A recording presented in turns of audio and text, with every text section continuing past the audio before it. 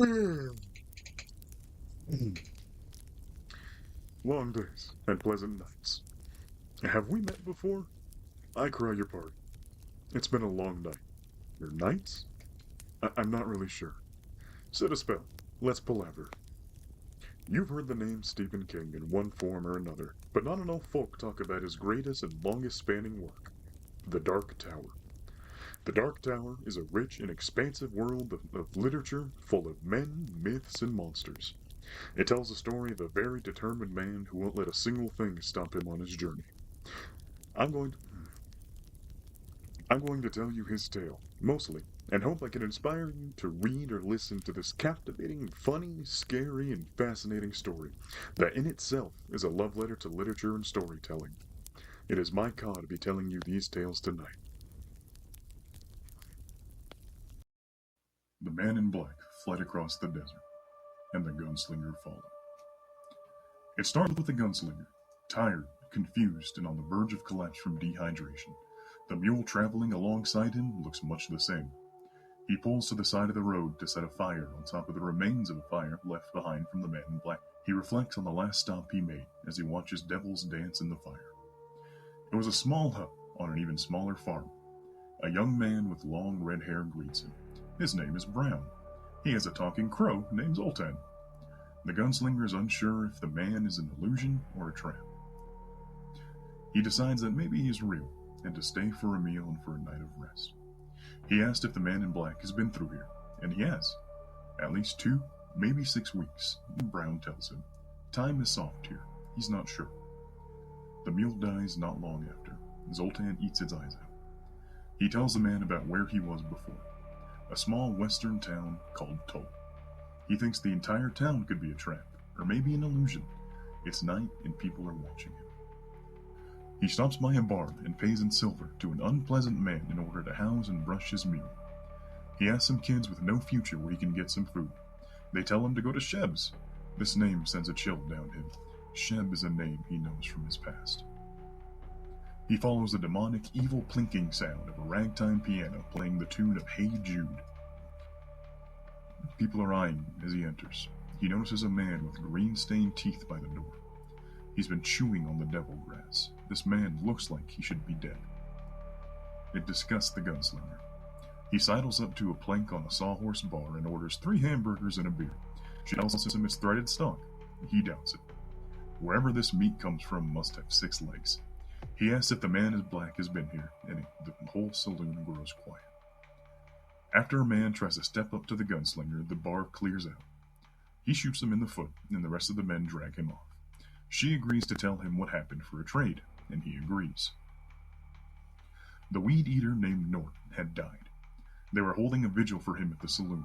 The man in black comes in and orders a whiskey. He eyes the dead body and basically tells the people in the saloon to watch this. As he starts to breathe on top of the body, parkour, and jump all over it long, Nort comes back to life.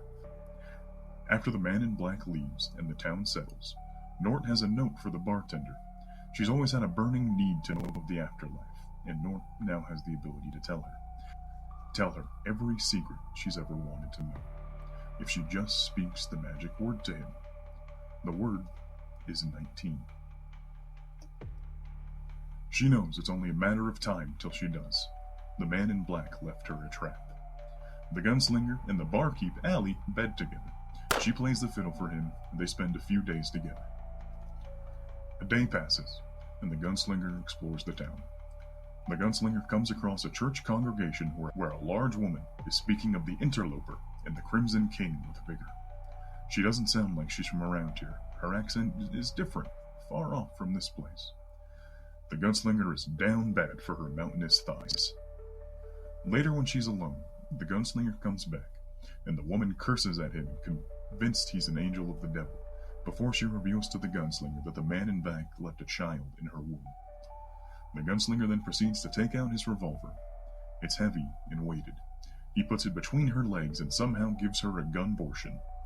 She curses his name, screaming that he killed the child of the Crimson King.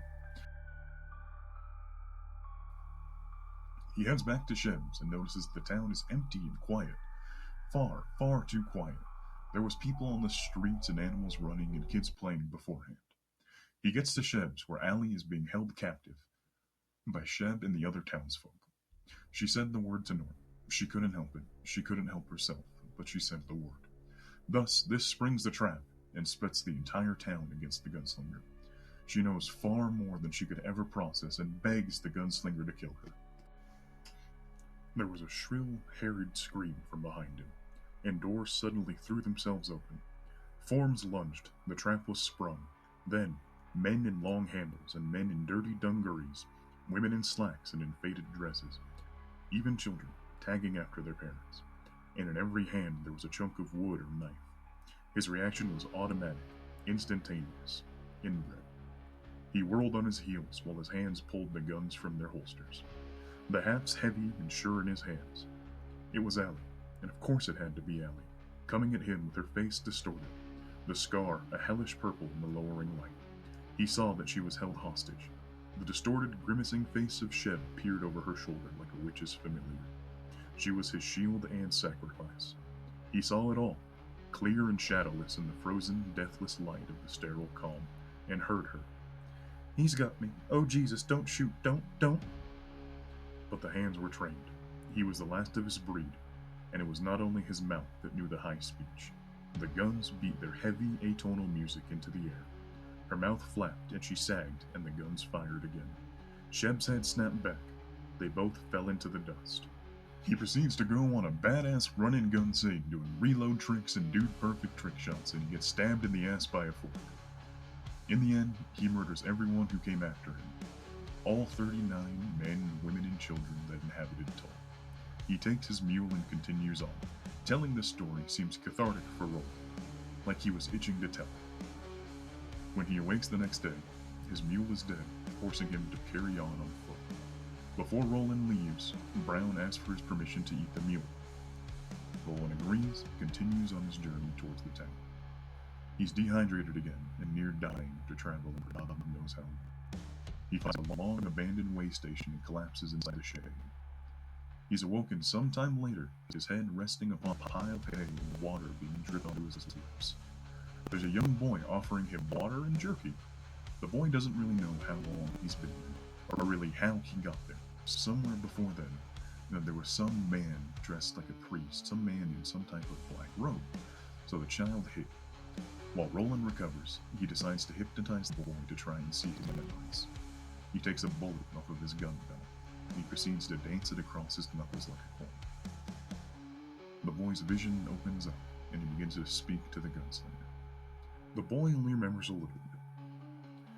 It's only a little. It doesn't seem to make any sense anymore. Tell me, maybe I can pick up on the sense. There was a place, the one before this one. A high place with lots of rooms and a patio where you could look at tall buildings and water. There was a statue that stood in the water. A statue in the water? Yeah, a lady with a crown and a torch. Are you making this up?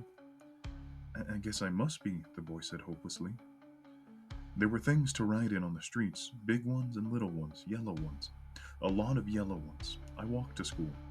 There were cement paths beside the streets, windows to look in, and more statues wearing clothes. The statues sold the clothes. I know it sounds crazy, but the statues sold the clothes.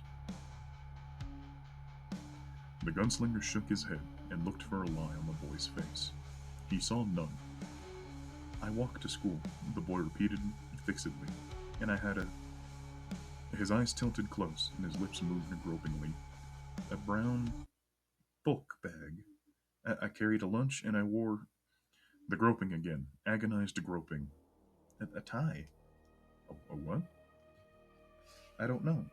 The boy's fingers made a slow, unconscious clenching motion at his throat. A gesture the gunslinger associated with hanging. I don't know. It's just all gone. And he looked away. The gunslinger removed one of the shells from his gun belt and twirled it in his fingers. The movement was dexterous and flowing as oil. The shell cartwheeled effortlessly from thumb and index to index and second, to second and ring to ring and pinky. It popped out of sight and reappeared, seemed to float briefly, and then reversed. The shell walked across the gunslinger's fingers. The fingers themselves moved like a beaded curtain in a breeze. The boy watched his initial doubt replaced with pain and delight. Then, by raptness, then, by a dawning mute blankness. The eye slipped shut. The shell danced back and forth. Jake's eyes opened again. The shell danced back and forth. Jake's eyes opened again. Caught the steady, limpid dance between the gunslinger's fingers for a long while, and then his eyes closed once more. He seemed to hear the sound of wind chimes. Not for the first time, the gunslinger tasted the smooth, loaded taste of soul sickness. The shell in his fingers manipulated with such unknown grace was suddenly undead, horrific, the spoor of a monster. He dropped it into his palm and closed it into a fist with painful force. "Where are you?" he asked. He proceeds to tell his story of waking up in New York one day with his housekeeper and his parents. He shuffled out the door and off onto his private school. His mother leaves cabfare, but he walks every day it doesn't rain, swinging his book bag, a small boy who looks very American with his blonde hair and blue eyes. He comes to the corner and stands with his book bag at his side. Traffic roars by, grunting buses, taxis, Volkswagens, a large truck. He's just a boy, but not average, and he sees the man who kills him out of the corner of his eye. It is the man in black, and he doesn't see the face, only the swirling robe, the outstretched hands. He falls into the street with his arms outstretched, not letting go of the book bag, which contains Mrs. Greta Shaw's extremely professional lunch. There's a brief glance through a polarized windshield at the horrified face of a businessman wearing a dark blue hat, in the band of which is a small, jaunty feather. An old woman on the far curb screams. She's wearing a black hat with a net. Nothing jaunty about that black net. It is like a mourner's veil. Jake feels nothing but surprise. In his usual sense of headlong bewilderment. Is this how it ends? He lands hard in the street and looks at an asphalt-sealed crack some 2 inches from his eyes. The book bag is jolted from his hand. He is wondering if he has skinned his knees when the car of the businessman wearing the blue hat with the jaunty feather passes over him. It is a big, blue 1976 Cadillac with 16-inch wheels. It is almost exactly the same color as the businessman's hat. It breaks Jake's back, mushes his stomach, and sends blood from his mouth in a high-pressure jet. He turns his head and sees the Cadillac's gleaming taillights and smoke spurting from beneath its locked rear wheels. The car has also run over his book bag and left a wide black tread on it. He turns his head the other way and sees a large yellow Ford screaming to a stop inches from his body. A black fellow who has been selling pretzels and sodas from a pushcart is coming towards him on the run. Blood runs from Jake's nose, ears, eyes, rectum. His genitals have been squashed. He wonders irritably how badly he has skinned his knee. Now, the driver of the Cadillac is running towards him babbling. Somewhere, a terrible calm voice, the voice of doom, says, "I am a priest. Let me through," in act of contrition. He sees the black robe and knows sudden horror. It is him, the man in black. He turns his face away with the last of his strength. Somewhere, a radio is playing a song by the rock group Kiss. He sees his own hand trailing on the pavement, small, white, shapely. He has never bitten his nails. Looking at his hand, Jake dies. While he dies, Roland tells him to forget. Jake shows the gunslinger that he's been getting water from an atomic-powered water pump made by the company North Central Positronics. They search the cellar for anything useful, and they hear a demon begin to whisper to them from the walls. They search the way station, and Roland finally punches a hole on the wall and pulls from it a humanoid jawbone. The whispering ceases at this. They leave the way station and carry on towards the tower. After traveling and bonding some, they make out of the desert into a clearing of trees with water flowing. There will be water if God wills it. While camped up one night, Roland is awoken to see Jake gone. He knows something is wrong. He has an inkling of where the boy has been taken, and he runs after him. He sees that he's been lured away by an oracle. This would drain the life out of Jake. He's too young to handle.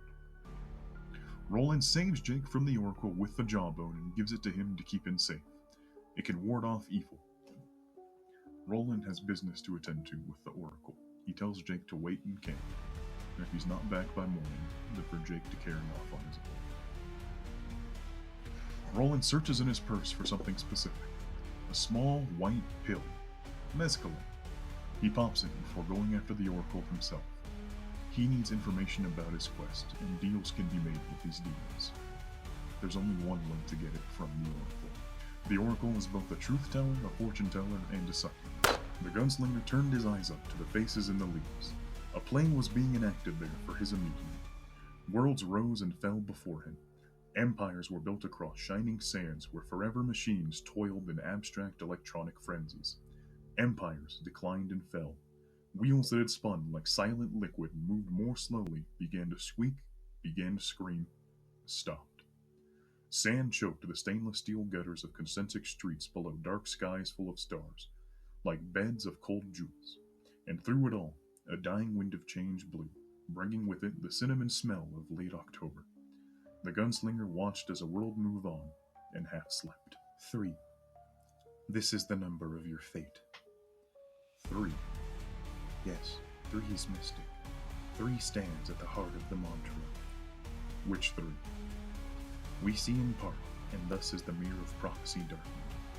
Tell me what you can. The first is a young, dark-haired. He stands on the brink of robbery and murder. A demon has infested him. The name of the demon is Heroin. Which demon is that? I know it not, even from nursery stories. We see in part, and thus is the mirror of prophecy darkened. There are other worlds, gunslinger, and other demons. These waters are deep. And the second? She comes on wheels. Her mind is iron, but her heart and eyes are soft. I see no more. The third? In chains. The man in black, where is he? Near. You will speak with him. Of what will we speak? The tower. The boy? Jake? Tell me of the boy. The boy is your gate to the man in black. The man in black is your gate to the 3. The 3 are your way to the dark tower. How can that be? Why must it be? We see in part, and thus is the mirror. God damn you. No God damned me. Don't patronize me, thing. I'm stronger than you. What do they call you then, star slut? Whore of the winds? Some live on love that comes to ancient places, even in these sad and evil times. Some, gunslinger, live on blood. Even I understand on the blood of young boys. May he not be spared? Yes. How? Cease, gunslinger. Strike your camp and turn west. In the west there is still a need for men who live by the bullet. I am sworn by my father's guns and by the treachery of Martin. Martin is no more. The man in black has eaten his soul. This you know. I am sworn. Then you are damned.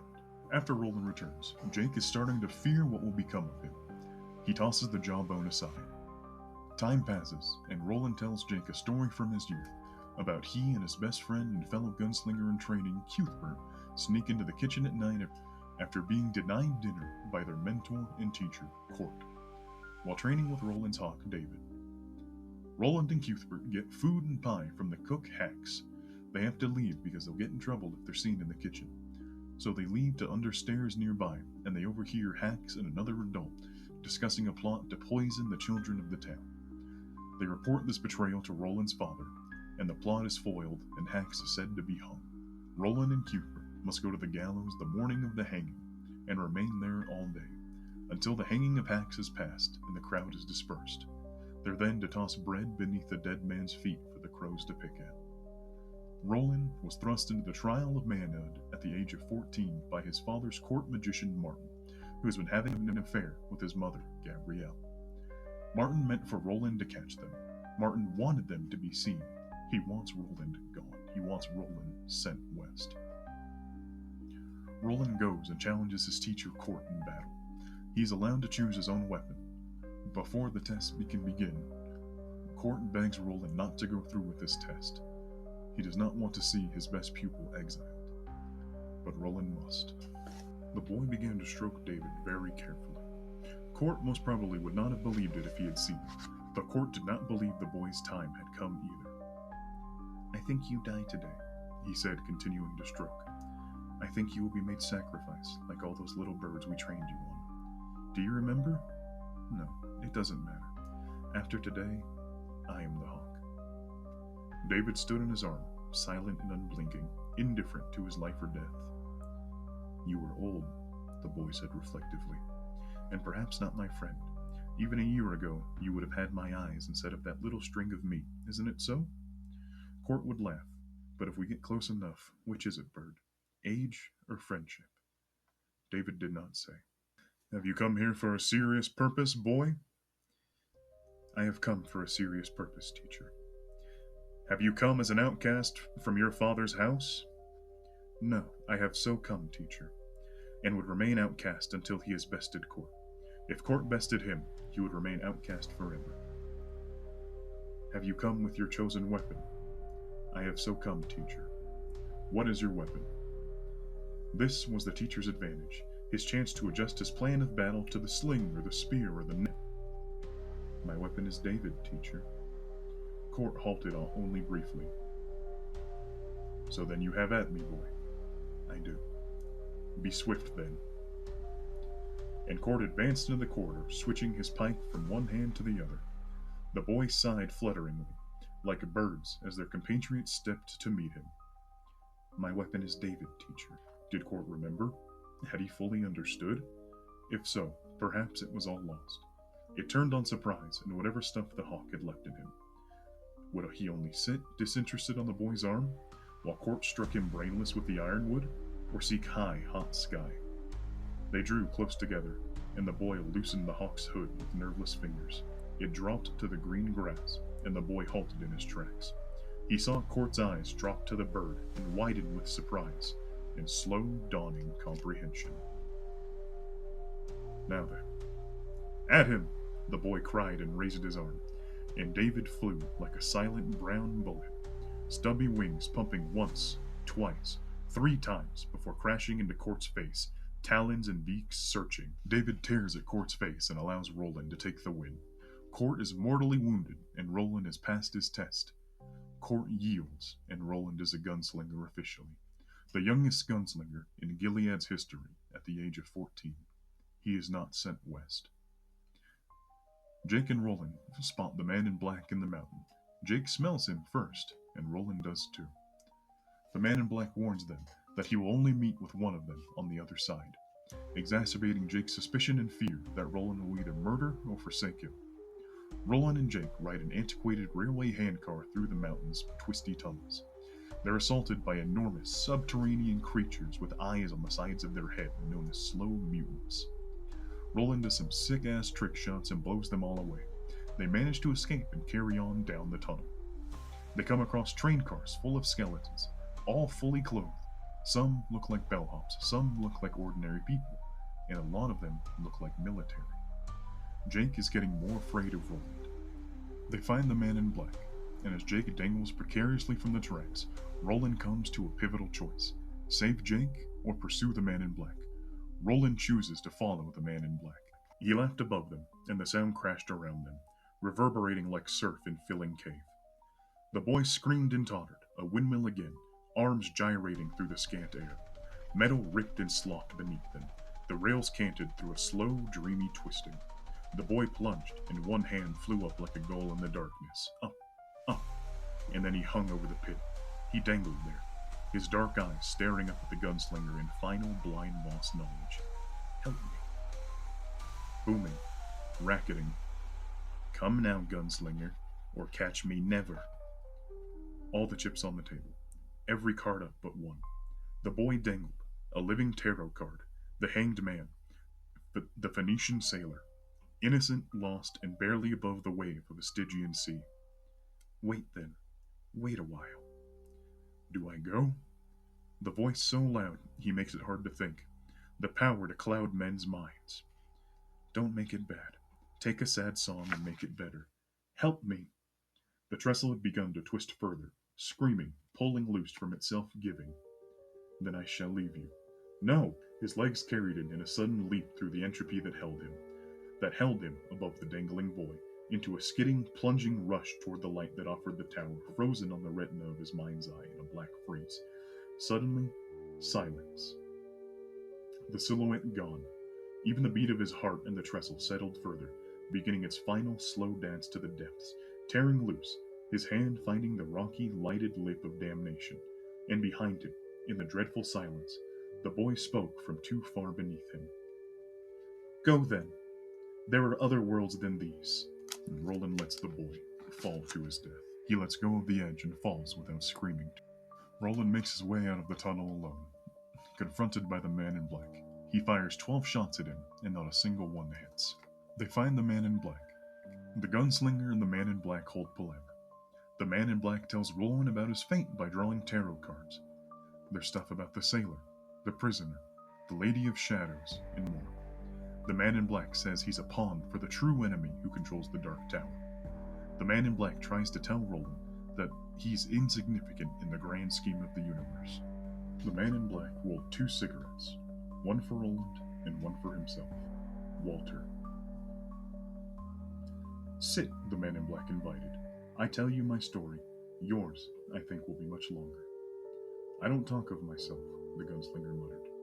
Yet tonight you must, so that we may understand. Understand what? My purpose? You know that. To find the tower is my purpose. I am sworn. Not your purpose, gunslinger. Your mind. Your slow, plodding, tenacious mind. There has never been one quite like it in all the history of the world. Perhaps in the history of creation. This is the time of speaking. This is the time of histories. Then speak. The gunslinger lit his cigarette and drew the aromatic smoke deep into his lungs, closing his eyes to concentrate the senses. He blew out with long, slow satisfaction. Enjoy it. It may be the last smoke for you in a very long time. The gunslinger took this impassively. Very well, the man in black said. To begin then. You must understand that the tower has always been, and there have always been boys who know of it and lust for it more than power or riches or women. There was talk then, a night's worth of talk, and God alone knew how much more. But the gunslinger remembered little of it later, and to his oddly practical mind, little of it seemed to matter. The man in black told him that he must go to the sea, which lay no more than 20 easy miles to the west, and there he would be invested with the power of drawing. But that's not exactly right either, the man in black said, pitching his cigarette into the remains of the campfire. No one wants to invest you with a power of any kind, gunslinger. It is simply in you, and I am compelled to tell you partially because of the sacrifice of the boy, and partly because it is the law, the natural law of things. Water must run downhill, and you must be told. You will draw 3, I understand, but I really don't care, and I don't really want to know. The 3, the gunslinger murmured, thinking of the oracle. And then the fun begins, but by then, I'll be long gone. Goodbye, gunslinger. My part is done now. The chain is still in your hands. Beware, it doesn't wrap itself around your neck. Compelled by something outside him, Roland said, You have one more thing to say, don't you? Yes, the man in black said, and he smiled at the gunslinger with his depthless eyes, stretched one of his hands toward him. Let there be light. And there was light. Roland awoke by the ruins of a campfire to find himself 10 years older. His hair black and thinned at the temples, and gone the gray of cobwebs at the end of autumn. The lines in his face were deeper, his skin rougher. The remains of the wood he had carried had turned to ironwood, and the man in black was a laughing skeleton in a rotting black robe. More bones in this place of bones, one more skull in Golgotha. With a sudden, quick gesture, he reached toward the remains of his companion of the night before, a night that had somehow lasted 10 years. He broke off Walter's jawbone and jammed it carelessly into the left hip pocket of his jeans, a fitting enough replacement for the one lost under the mountain. The tower, somewhere ahead, it waited for him, the nexus of time, the nexus of size. He began west again, his back set against the sunrise heading towards the ocean, realizing that a great passage of his life had come and gone. I loved you, Jake, he said aloud. The gunslinger sat, his face turned up into the fading light. He dreamed his dreams and watched as the stars came out. His purpose did not flag, nor did his heart falter. His hair, finer now and gray, blew around his head, and the sandalwood inlaid guns of his father lay smooth and deadly against his hips. He was lonely, but did not find loneliness in any way a bad or ignoble thing. The dark came down on the world, and the world moved on. The gunslinger waited for the time of the drawing, and dreamed his long dreams of the Dark Tower, to which he would someday come at dusk and approach, winding his horn to do some unimaginable final battle.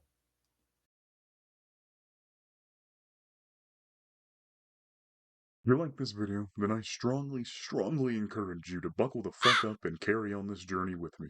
Or read or listen to this series. These books get fucking nutso. There's prophetic dreams, evil robots, gigantic infested cyborg bears, and a talking dog raccoon weasel thing. You'll see. They're king at his best and very worth your time. I think we're well met enough. I'll cry off from this video, and mayhap I'll see you in the next one. Take care of yourself.